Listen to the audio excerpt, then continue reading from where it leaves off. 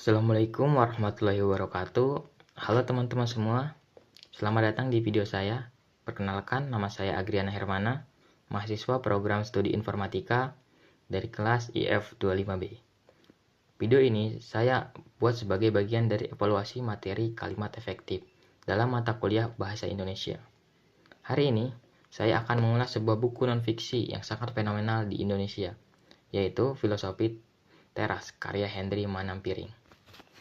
Sebagai mahasiswa IT, mungkin banyak yang bertanya, kenapa saya mengulas buku filsafat? Alasannya sederhana. Di dunia informatika, kita dituntut untuk berpikir logis dan sistematis. Ternyata, filsafat stoicisme yang dibahas dalam buku ini memiliki pola logika yang sangat mirip dengan cara kerja algoritmanya, yaitu fokus pada input yang bisa kita kendalikan untuk menghasilkan output mental yang stabil. Buku ini ditertibkan oleh penerbit buku Kompas dengan ketebalan sekitar 320 halaman.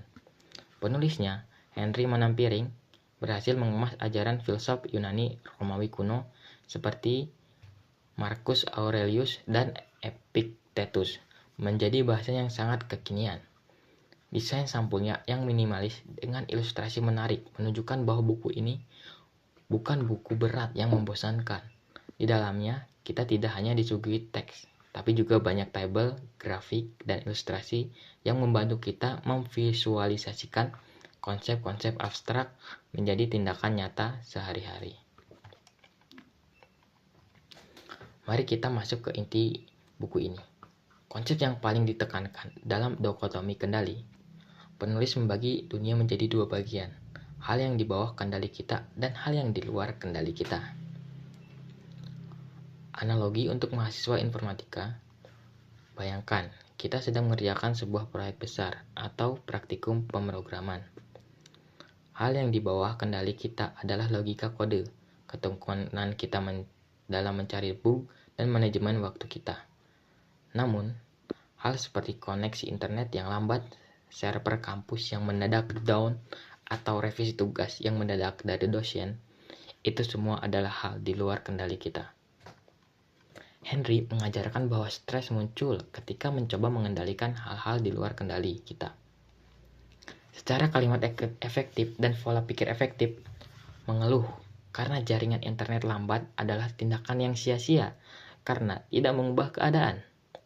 Ini mengajak kita untuk memindahkan energi tersebut untuk mencari solusi lain, seperti mencari tethering atau bekerja secara offline terlebih dahulu. Ada satu teknik menarik bernama STAR, singkatan dari Stop, Think, Assess, dan Respond. Ini adalah cara kita memproses emosi saat ada masalah. Kita tidak boleh langsung bereaksi secara emosional. Hubungannya dengan materi kalimat efektif yang sedang saya pelajari adalah orang yang pikirannya tertata, kalimatnya pun akan efektif. Buku ini membantu kita menjernihkan pikiran think dan assess sebelum berbicara, respon. Jika pikiran kita jernih, kita tidak akan menggunakan kata-kata yang berlebihan atau bertele-tele saat berkomunikasi dengan orang lain. Karena kita sudah tahu inti pesan yang ingin disampaikan. Inilah mengapa buku ini sangat relevan dengan materi kuliah Bahasa Indonesia kita saat ini.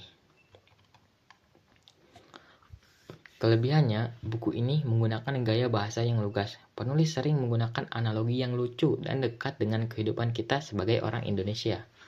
Penjelasannya sangat sistematis, mirip seperti membaca sebuah panduan user manual yang mudah diikuti. Dan kekurangannya, bagi saya pribadi, ada beberapa bagian yang terasa diulang-ulang, meskipun mungkin maksud penulis adalah untuk penekanan. Namun, bagi pembaca yang ingin cepat ke poin baru, ini bisa sedikit memperlambat tempo pembaca.